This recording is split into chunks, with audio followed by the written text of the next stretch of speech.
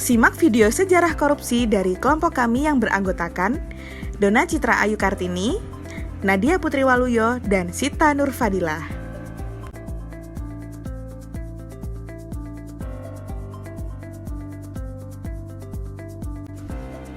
Korupsi? Apa sih korupsi itu? Menurut Kamus Besar Bahasa Indonesia (KBBI), korupsi adalah penyelewengan atau penyalahgunaan uang negara pada perusahaan, organisasi, yayasan, dan sebagainya untuk keuntungan pribadi atau orang lain. Sejarah korupsi di negara kita ternyata sudah dimulai dari zaman kerajaan dan kesultanan loh. Hal yang membuatnya kurang terekspos karena memang para sejarawan lebih memfokuskan kajian-kajian sejarah mereka ke arah politik dan sosial saja, bukan ke permasalahan ekonomi yang terjadi pada saat itu. Padahal zaman tersebut adalah awal dari korupsi.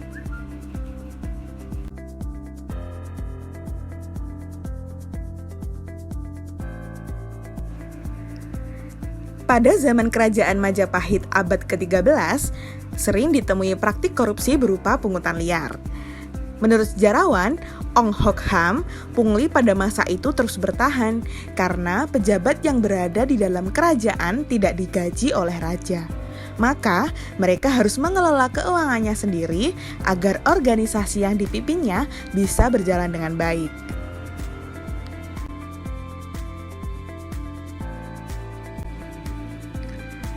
Saat itu, raja memerintahkan para pejabat tanah, juga petani, untuk memungut bea cukai sehingga memerintahkan para pemungut bea cukai itu meminta denda dan upeti kepada rakyat. Itulah gaji yang diperoleh para pemungut bea cukai tersebut.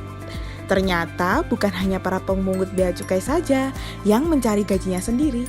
Para menteri di keraton, bupati, pengawas perairan, tukang jagal, pencatat penduduk, penarik pajak, kepala desa, dan lainnya, semua mengelola keuangan kantornya sendiri-sendiri. Masuk pada masa penjajahan.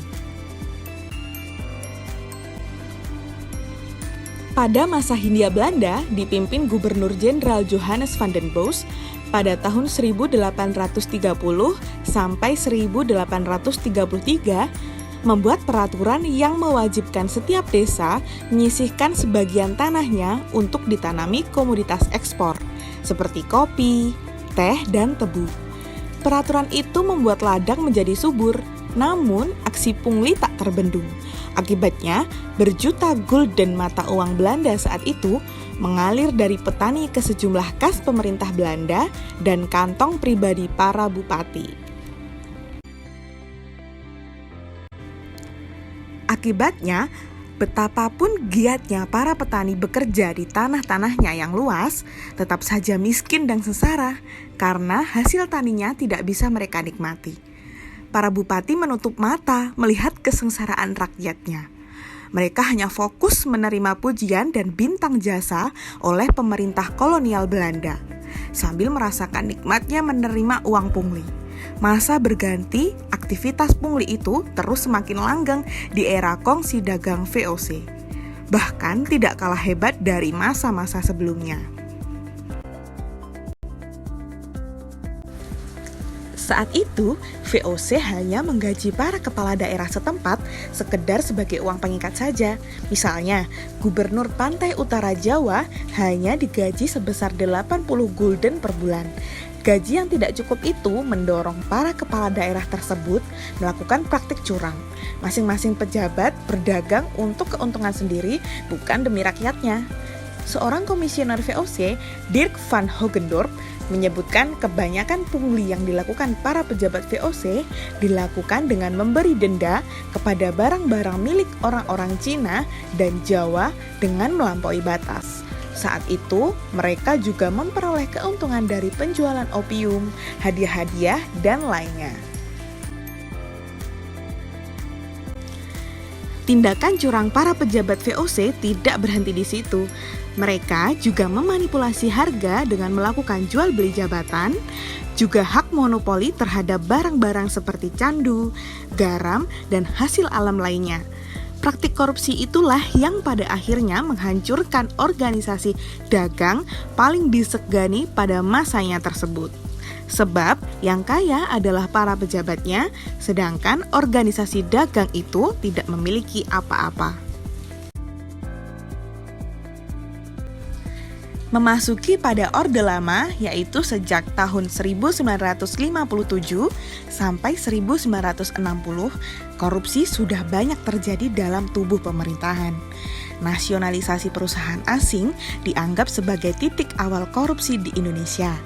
Pemerintah kemudian membentuk panitia retolling aparatur negara atau PARAN.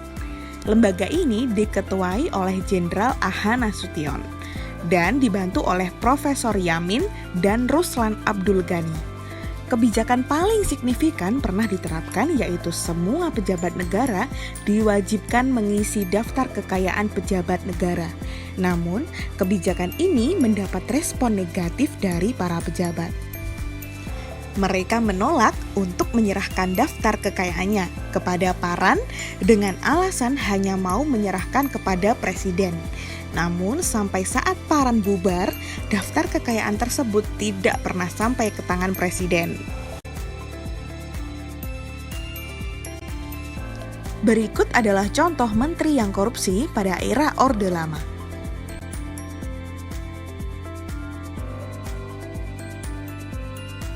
Pada 16 Agustus 1967, dalam pidatonya sebagai presiden, Soeharto menyatakan akan membasmi korupsi hingga ke akar-akarnya.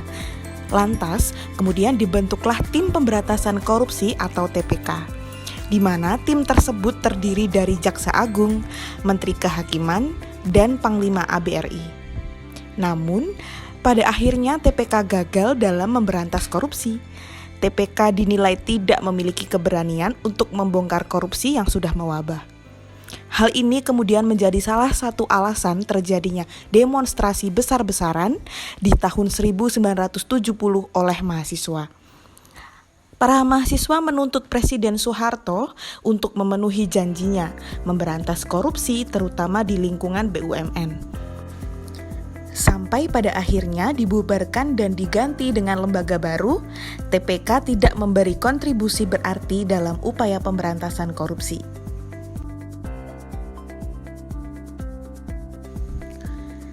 Merespon protes mahasiswa dalam demonstrasi besar-besaran pada tahun 1970, Presiden Soeharto kemudian membentuk Komisi 4. Presiden Soeharto menunjuk mantan Perdana Menteri Wilopo dan Mohatta sebagai ketua. Komisi 4 menangani kasus-kasus yang terbengkalai.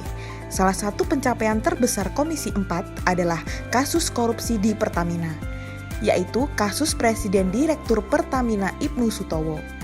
Namun, kasus tersebut tidak mendapatkan respon apa-apa dari pemerintah, di mana sampai pada akhirnya Ibnu Sutowo tidak pernah dinyatakan telah korupsi dan kasusnya hanya ditutup sebagai kesalahan manajemen.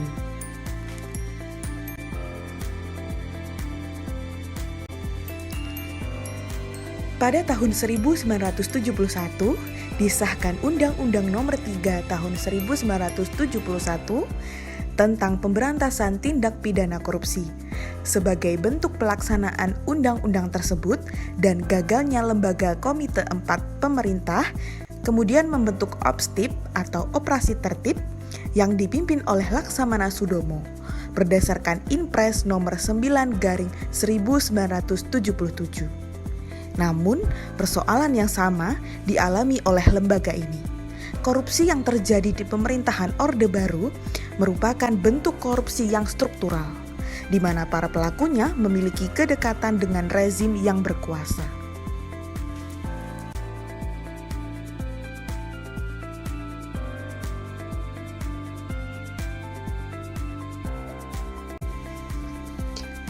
Pada tanggal 21 Mei 1998, mahasiswa turun ke jalan dengan membawa agenda reformasi yang disuarakan, mencakup beberapa tuntutan seperti adili Soeharto dan kroni-kroninya, laksanakan amandemen UUD 1945, penghapusan dwi fungsi ABRI, pelaksanaan otonomi daerah yang seluas-luasnya, tegakkan supremasi hukum, dan yang terakhir, ciptakan pemerintah yang bersih dari KKN.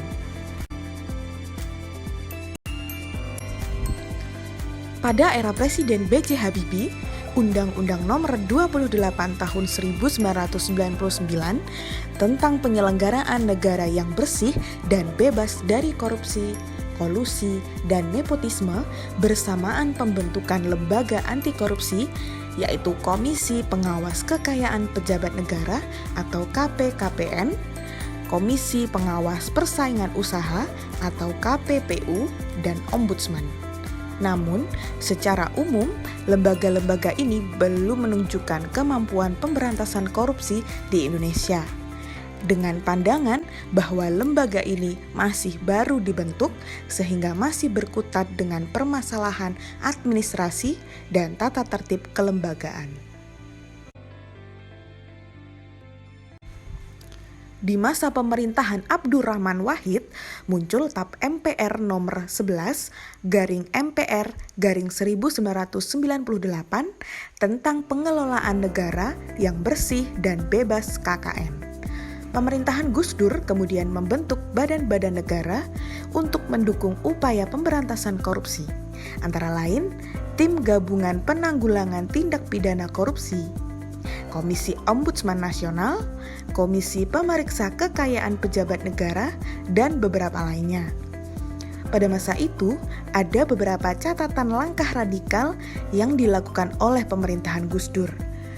Salah satunya adalah mengangkat Baharudin Lopa sebagai Menteri Kehakiman yang kemudian menjadi Jaksa Agung. Kejaksaan Agung Republik Indonesia sempat melakukan langkah-langkah konkret penegakan hukum korupsi. Banyak koruptor kelas kakap yang diperiksa dan dijadikan tersangka pada saat itu.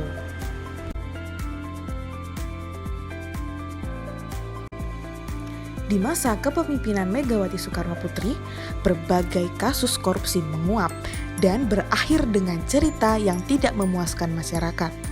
Masyarakat mulai meragukan komitmen pemberantasan korupsi pemerintahan saat itu. Karena banyaknya BUMN yang ditenggarai banyak korupsi, namun tak bisa dituntaskan. Korupsi di Bulog salah satunya. Di tengah kepercayaan masyarakat yang sangat rendah terhadap lembaga negara yang seharusnya mengurusi korupsi, pemerintahan Megawati kemudian membentuk Komisi Pemberantasan Tindak Pidana Korupsi atau KPTPK. Pembentukan lembaga ini merupakan terobosan hukum atas mandeknya upaya pemberantasan korupsi di negara ini. Ini yang kemudian menjadi cikal bakal Komisi Pemberantasan Korupsi.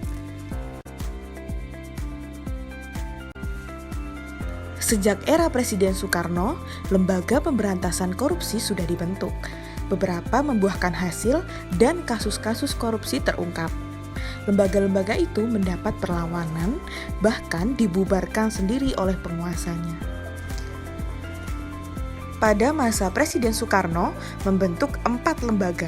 Yang pertama, Badan Pengawas Kegiatan Aparatur Negara atau Bapekan pada tahun 1959. Kemudian membentuk Panitia Retolling Aparatur Negara atau PARAN pada tahun 1959. Yang ketiga, membentuk Operasi Budi pada tahun 1963.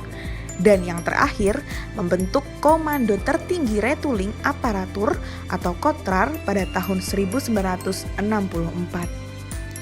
Yang selanjutnya, pada masa pemerintahan Presiden Soeharto, membentuk 2 lembaga.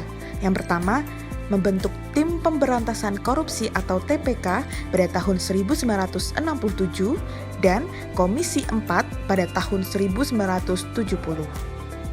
Kemudian, pada masa Presiden B.J. Habibie, membentuk lembaga Komisi Pengawas Kekayaan Pejabat Negara atau KPKPN pada tahun 1999. Kemudian, pada masa pemerintahan Presiden Abdurrahman Wahid, membentuk lembaga Tim Gabungan Pemberantasan Tindak Pidana Korupsi atau TGPTPK pada tahun 2000. Dan yang terakhir, pada masa pemerintahan Presiden Megawati, membentuk Komisi Pemberantasan Tindak Pidana Korupsi atau yang disebut KPK pada tahun 2002.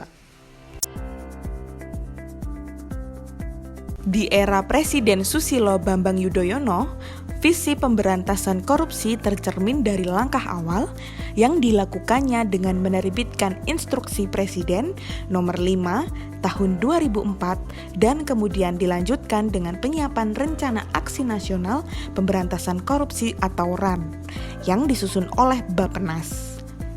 RAN pemberantasan korupsi itu berlaku pada tahun 2004 sampai 2009.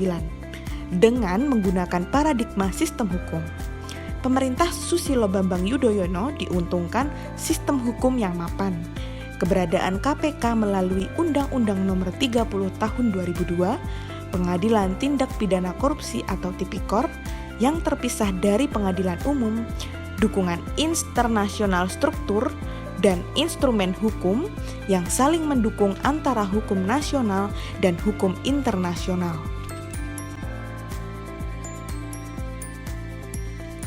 Berikut adalah kasus-kasus korupsi yang pernah terjadi di Indonesia.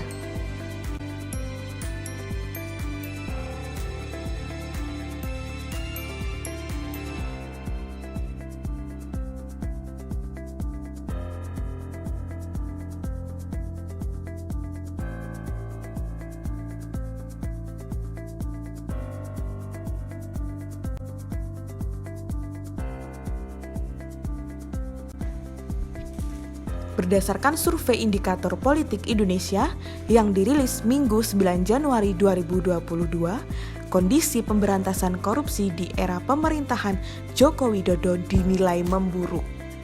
Menurut survei, sebanyak 32,1 responden menilai bahwa kondisi pemberantasan korupsi di era pemerintahan Jokowi buruk. Sebanyak 4,8% bahkan menilai sangat buruk. Sebanyak 25,7% menilai kondisi pemberantasan korupsi saat ini baik dan hanya 3,6% responden yang menilai kondisi pemberantasan korupsi kini sangat baik. Sementara 27,7% responden menilai kondisi pemberantasan korupsi di pemerintahan saat ini sedang dan 6,2% responden tak menjawab. Survei juga menanyakan pendapat masyarakat soal revisi Undang-Undang KPK. Hasilnya, sebanyak 31,9 responden menilai bahwa revisi tersebut melemahkan KPK. Kemudian, 28,5% menilai revisi itu menguatkan KPK. Dan 39,6% menjawab tidak tahu. Kendati belakangan muncul banyak kritik terhadap KPK, menurut survei indikator, 80,2% responden menilai bahwa KPK harus tetap ada dan tidak boleh dibubarkan. Masyarakat yang menganggap lembaga penegak hukum polisi, kejaksaan, pengadilan, kalau sudah bisa optimal, maka KPK dapat dibubarkan itu cuma 9,3%, ujar Burhanuddin. Adapun survei digelar selama 6 sampai 11 Desember 2021. Survei melibatkan 2020 responden yang tersebar di 34 provinsi di Indonesia, menggunakan metode wawancara tatap muka. Survei ini memiliki margin of error sebesar 2,9%.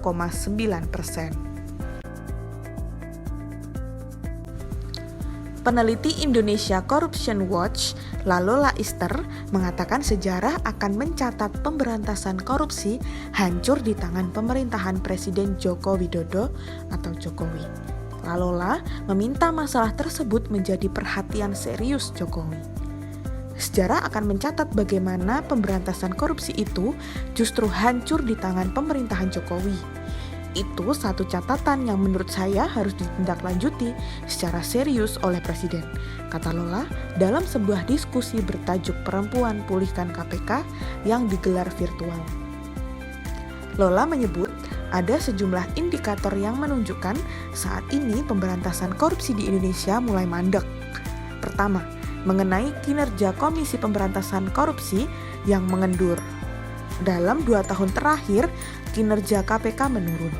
Hal ini terlihat dari jumlah kasus yang ditangani KPK selama 2021 ini. Menurutnya, KPK masih punya banyak utang menyelesaikan sejumlah perkara korupsi.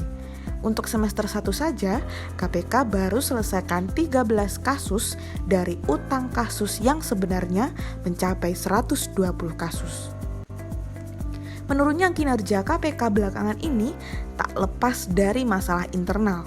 Salah satunya soal alih status pegawai KPK menjadi aparatur sipil negara melalui tes wawasan kebangsaan atau TWK.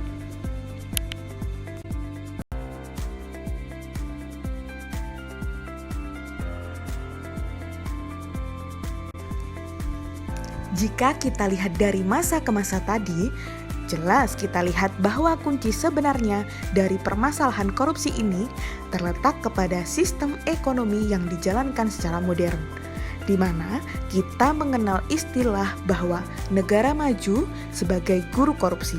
Mengapa bisa begitu?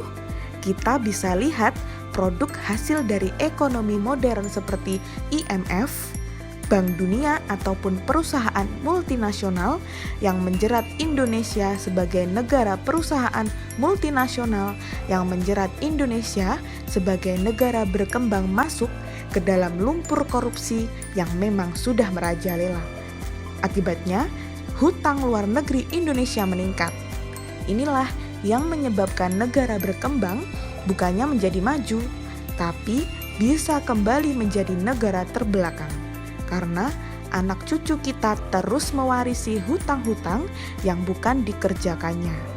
Pengangguran, kemiskinan, atau kemelaratan sudah pasti merupakan hasil akhir dari sistem ekonomi modern ini.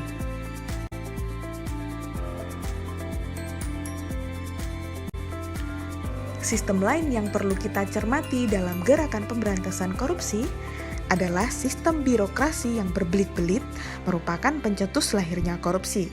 Keinginan untuk mendapatkan suatu urusan yang mudah melahirkan apa yang namanya sogokan atau uang pelicin. Nah, tidak salah jika kita sebut bahwa cikal bakal dari korupsi itu adalah birokrasi yang berbelit-belit. Tidak ada jalan lain selain melakukan reformasi birokrasi secara menyeluruh dan membuat suatu standar birokrasi yang transparan dan jelas.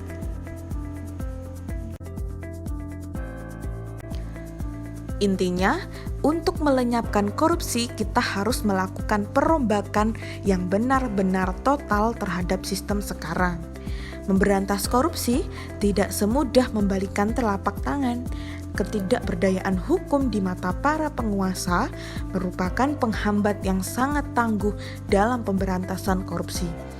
Komitmen yang lemah dari orang yang dulu meneriakan anti korupsi merupakan penyebab korupsi semakin hari semakin subur.